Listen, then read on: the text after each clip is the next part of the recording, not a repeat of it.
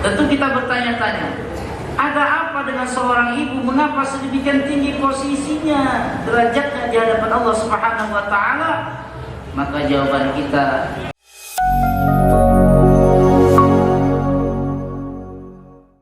Alhamdulillah. Alhamdulillahilladzi an'amana bi ni'matil iman wal islam.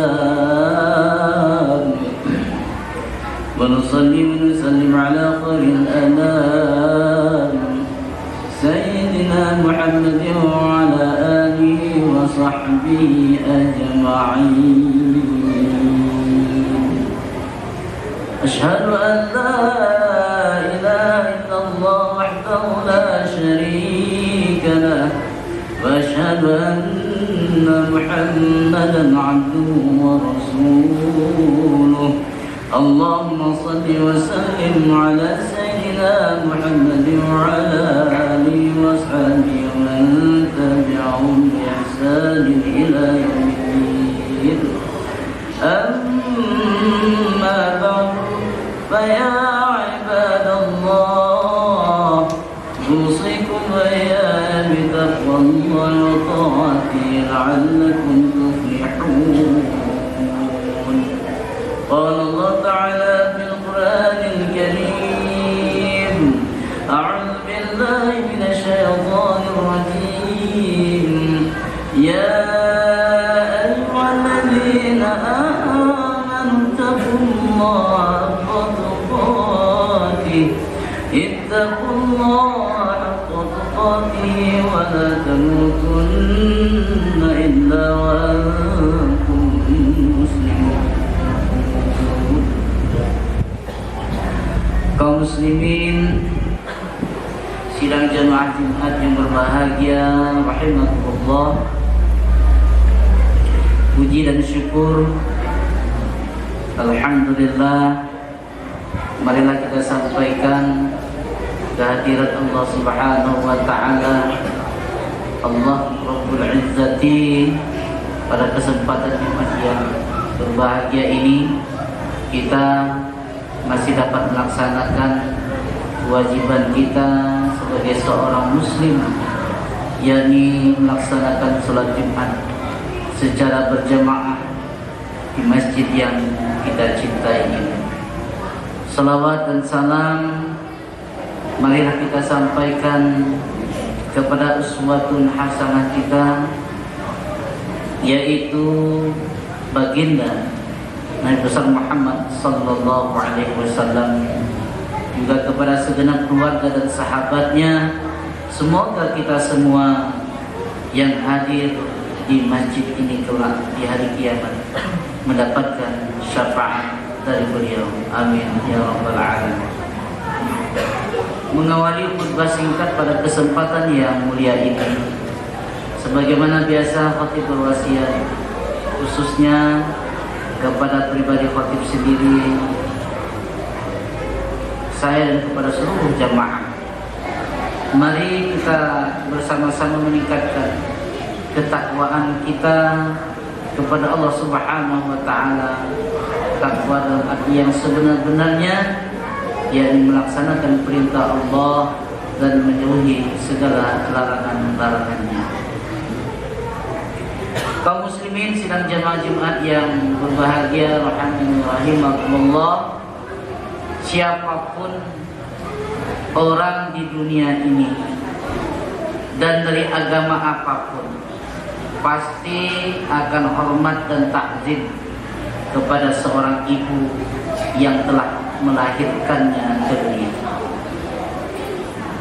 Saking tingginya derajat seorang ibu, sampai-sampai Nabi kita Muhammad sallallahu alaihi wasallam meletakkan pada posisi yang sangat mulia, melebihi dari apapun, bahkan dari ayah kita sendiri. Beliau Rasulullah sallallahu alaihi wasallam bersabda dalam salah satu hadisnya, "Innallaha yusikum bi ummahatikum thalathan. Innallaha yusikum bi abaikum. Innallaha yusikum bil aqrabi fal aqrab. Sesungguhnya Allah berwasiat 3 kali kepada kalian untuk berbuat baik kepada ibu kalian. Sesungguhnya Allah berwasiat kepada kalian untuk berbuat baik kepada ayah kalian. Sesungguhnya Allah berwasiat kepada kalian untuk berbuat baik kepada kerabat yang paling dekat, kemudian yang terdekat. Hadis riwayat Ibnu Majah, sahih dan sahih. Kalau kita melihat hadis ini, jelaslah bahwa Rasulullah Shallallahu Alaihi Wasallam mengklasifikasi urutan untuk berbakti kepada sesama manusia. Ternyata urutan yang pertama adalah ibu, baru disusul ayah, dan kemudian disusul dengan kerabat yang paling dekat. Bahkan Nabi kita sangat menekankan untuk berbuat baik dan berbakti kepada ibu, sampai diulangi perintahnya sebanyak 3 kali.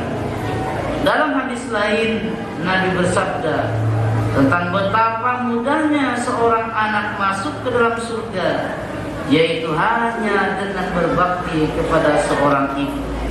Maka surga yang luasnya seluas langit dan bumi dapat dimasuki tanpa ada penghalang sedikit pun, karena sesungguhnya surga itu terletak pada kedua telapak kaki. Dalam sebuah hadis dari Muawiyah bin Jahimah As-Sulami, ia datang menemui Rasulullah Sallallahu Alaihi Wasallam. Ia berkata, "Wahai Rasulullah, saya ingin ikut berperang dan saya mohon nasihat kepadamu." Lalu Rasulullah Sallallahu Alaihi Wasallam bersabda, "Apakah kamu masih punya ibu?" Lalu Muawiyah menjawab, "Iya, saya masih mempunyai ibu."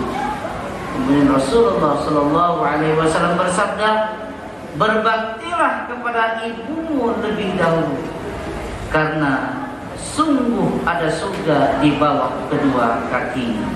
Hadis riwayat Imam Nasai, Ibnu Majah, Ahmad, dan disahihkan oleh Imam Hakim. Di dunia ini saja kita melihat betapa besar penghormatan dan penghargaan yang diberikan kepada seorang ibu. Dalam sebuah negara kita mengenal ada istilah ibu kota. Tidak ada yang namanya bapak kota. Dalam tangan kita ada istilahnya ibu jari. Tidak ada yang namanya bapak jari. Dan bahkan di negara kita tercinta, setiap tanggal 22 Desember 2 hari yang lalu diperingati sebagai Hari Ibu Nasional, sebagaimana dekret Presiden Insinyur Soekarno tahun 1953. Dan diperingati Hari Ibu Nasional ini semua kita melihat melalui ucapan-ucapan indah yang tersebar di media sosial, yang tersebar di Facebook, di WhatsApp, kemudian di Instagram dan lain sebagainya. Banyak kata-kata mutiara, ucapan-ucapan indah yang disampaikan oleh teman-teman kita, saudara-saudara kita, hadir di tengah-tengah media sosial mengucapkan selamat Hari Ibu dan sebagainya.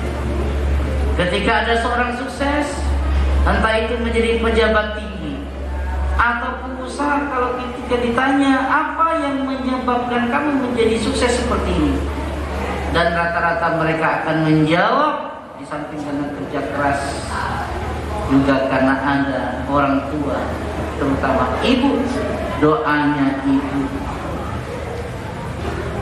Oleh karena itu jadi rupanya seorang ibu bukanlah sosok makhluk yang biasa saja.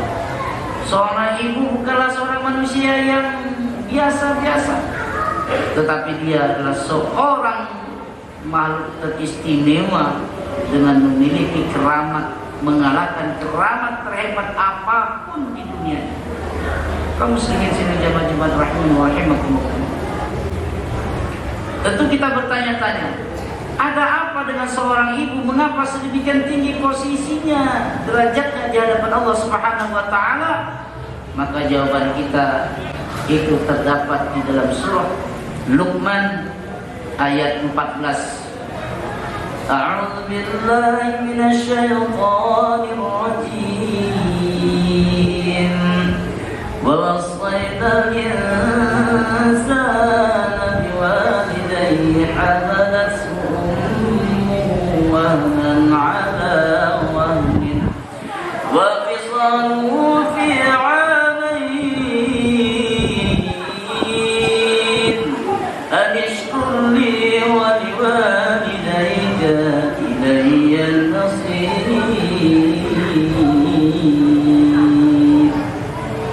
Dan kami perintahkan kepada manusia untuk berbuat baik kepada dua orang ibu bapaknya. Ibunya telah mengandungnya dalam keadaan lemah yang bertambah-tambah dan menyapihnya dalam 2 tahun. Bersyukurlah kepadaku dan kepada kedua orang ibu bapakmu, hanya kepadamu kembali. Dalam ayat ini jawabannya adalah sangat jelas. Ternyata kita diperintahkan untuk berbuat baik, memuliakan orang tua kita, khususnya ibu kita, karena sudah bersusah payah mengandung kita selama 9 bulan 10 hari dalam keadaan yang lemah dan payah bertambah-tambah, lalu melahirkan kita antara hidup dan mati dan menyusuinya selama 2 tahun. Kalau kita pikir-pikir secara logika, ini bukanlah hal yang ringan, butuh perjuangan dan pengorbanan yang sangat besar dari seorang ibu yang berhati mulia. Seorang musisi besar, kita tahu semuanya, yakni Rhoma Irama, bahkan membuat sebuah syairnya di dalam lagu-lagunya. Apa kata beliau? Hai manusia, hormati ibumu yang melahirkan dan membesarkanmu. Darah dagingmu dari air susunya, jiwa ragamu dari kasih sayangnya. Dialah manusia satu-satunya yang menyayangimu tanpa ada batasnya. Maka dari itu marilah kita senantiasa berbakti kepada ibu dan jangan pernah menyakitinya. Yang masih hidup, mari kita rawat dan jaga beliau dengan baik-baik hingga akhir hayatnya. Dan yang sudah meninggal dunia, jangan lupa untuk senantiasa berziarah ke kuburnya. Sering-seringlah untuk berziarah ke kuburnya dan mendoakannya. Semoga Allah Subhanahu wa taala mengampuni dosanya dan menempatkannya di tempat yang tertinggi di surga Firdaus. Semoga khutbah Jumat yang sangat singkat ini besar artinya dan manfaatnya untuk kita semuanya, dan kita jadikan sebagai acuan atau pedoman untuk senantiasa berbakti kepada kedua orang tua, khususnya ibu kita. Amin ya rabbal alamin. Barakallahu li wa lakum fil Qur'anil 'azim wa nafa'ani wa iyyakum bima fihi minal ayati wa dzikril hakim wa taqabbal minni wa minkum tilawatahu innahu was-sami'ul 'alim. Aqulu qawli hadha wa astaghfirullahal 'azim li wa lakum fastaghfiruhu innahu huwal ghafur